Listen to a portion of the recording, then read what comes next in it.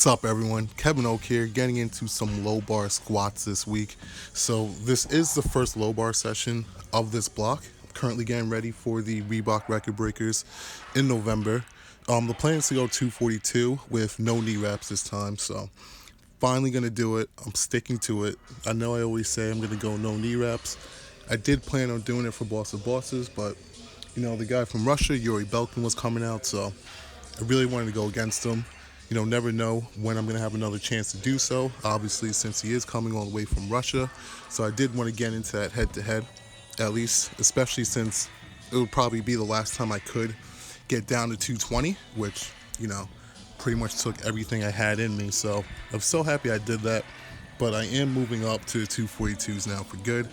I just can't do that cut anymore. It's way too much on the body. It's not really worth it. I know I'm losing performance on the platform. And at this point, it kind of feels like if I keep doing that, I'm just going to keep adding like 10, 20 pounds to my total when I know I can do much, much better. So instead of focusing on, getting to the high 21s or close to 2200, I'd much rather focus on, the long term, getting towards like a 2300 total with knee wraps and like a 2200 total without knee wraps. But I'm getting into this workout. Doing low bar. I'm sticking to the schedule I was doing, where I'm doing them every other week, and then on alternate weeks, I'm either going to do like SSB back squats, SSB front squats, or I'll do high bar squats with a regular straight barbell. But I am going to stick to doing low bar every other week. It felt good. Definitely felt good. I'm happy I'm starting off healthy. In this workout, the plan was just to work up to anywhere from like 650 to 670-ish for max reps. So also, I was just making sure I was trying to hit clean depth. Just want to get back into that habit. There's always kind of like a lag when you're switching between like training with knee wraps and then training without wraps. Everything always feels slightly off, especially with the timing getting into the hole. But everything felt good. It was a solid workout. Worked up to 661, 300 kilograms for 7 reps. I probably could have squeezed out like an 8th rep, but on the last rep I started leaning forward a lot, which put a lot of stress on my lower back. So I'd rather just have the clean reps than have the grinders, because I've just found over time when you keep doing those grinders over and over, it just doesn't convert over well, and it just teaches you bad technique. So I'd rather have the good technique for a rep or two less than to just keep pushing out those grinders. But it felt good. That is a PR, a 7 rep max for wrapless squats. And yeah, everything's looking good. Hopefully going into this meet, I definitely should squat at least 800. Honestly, anything under 800 would definitely be a disappointment at this meet. Since bench is back, I definitely think, there's some good numbers coming in the way for that.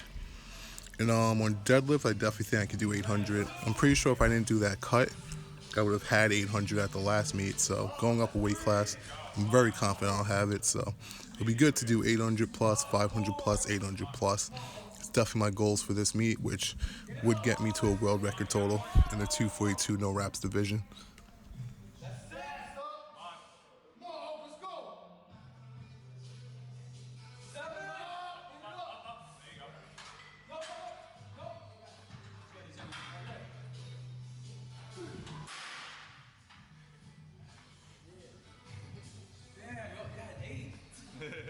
It just kept like towards the end though. It was like sliding out, you know what I mean? But yeah. So after low bar squats, I got into seated good mornings. I prefer to do these with an SSB bar, but this is one of those movements where it's extremely important to know how to do it correctly, because it may not be what it appears to be. So just to kind of go over how to do it, the way I do it, I set my feet up a little in front of me and kind of out, kind of with like a wide stance. And I get the SSB obviously high on my traps, but the goal is to start with your chest up, your back as straight as possible. And as you're going down, you actually want to try to open your hips up as much as possible while kind of stretching your glutes and stretching your hamstrings as you're leaning in. So you don't really want to bend your back. You want to keep your back straight. Just go down slowly. Feel the stretch in your hamstrings. Feel the stretch in your glutes as well as your back. And you want to feel like you're forcing your hips open as hard as you can. That's how you kind of get the right feeling out of the movement. I know a lot of people have kind of tried it and didn't really know how to go about it, so just focus on those things. Mainly the hip, definitely the hip cue is one I know a lot of people miss. And I know a lot of people have issues with trying to feel in their hamstrings. The way I feel it, just as I said, was by kind of focusing on pushing my hips and my knees open, and then just trying to get my back down as far as possible to stretch my hammies, stretch my glutes. It is primarily going to be more of like a mid back to lower back movement, but you will still feel in your hamstrings, just not as much as if you were doing them when you're standing. But it is one of my favorite exercises. It's just great for posterior chain. I prefer to pair them up with either low bar squats or any type of squat movement just to get a little more hamstrings and lower back involved, because when I do those movements, it does tend to be more quad dominant.